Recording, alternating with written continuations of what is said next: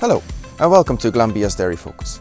In this week's episode, we will take a close-up view of a few of the aspects around the freshly calved cow and the newborn calf. And in light of that, I'd also like to emphasise some steps that are important to avoid accidental residues of antibiotics and anthelmintics in the milk of freshly calved cows. First of all, for antibiotics, make sure that your cow has had the right length of dry period that is required for the mastitis treatment she would have had during the dry period. But keep in mind that also there are additional days of milking required to really clear the antibiotics from the udder so that they're no longer in the milk of the cow. When it comes to anthelmintics, keep in mind that some anthelmintics, especially those given around calving that are really tackling liver fluke, have longer milk withdrawal times than some of the antibiotic tubes that might have been used during the dry period. For cows dosed with an ivermectin style clear warmer at drying off, make sure those cows have had 60 days of a dry period minimum for the ivermectin to really clear out of the system.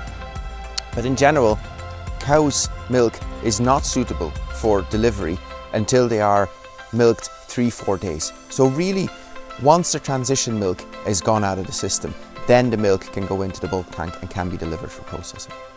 But now, let's delve into a close-up view of the freshly calved cow and what to do with this newborn calf.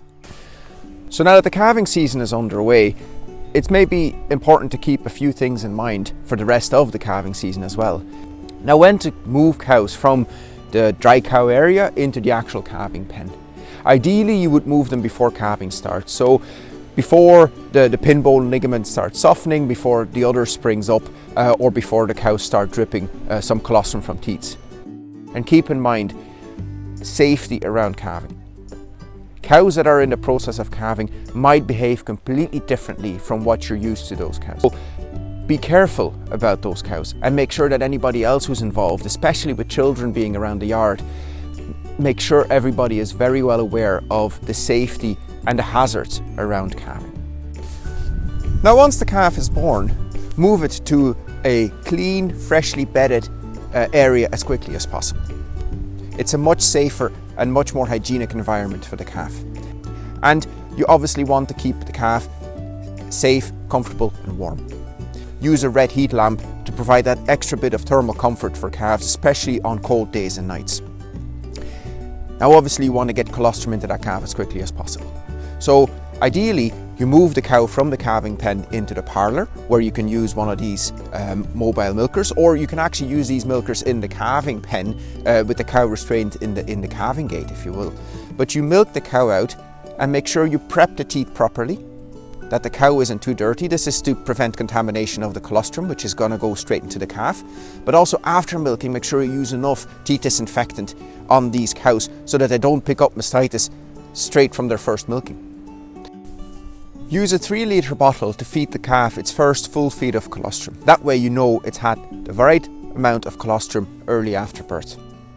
Any excess colostrum that was milked from the cow can be stored in the fridge for up to 48 hours, or you can freeze it for up to a year without any loss in quality, and you can use it at a later stage for a calf where the dam maybe didn't have any colostrum. Right after birth, check the calf's navel for excess bleeding. So I wish you best of luck in the calving season. If you want to know more about slurry spreading, there is a video here that you can watch from our ASAP advisor, Andrew Garrity. And there is also a second episode of the Sustainable Farm Insights programme that focuses on biodiversity, which features Brian Daniels and the Glanbia Sustainability Manager, Thomas Ryan.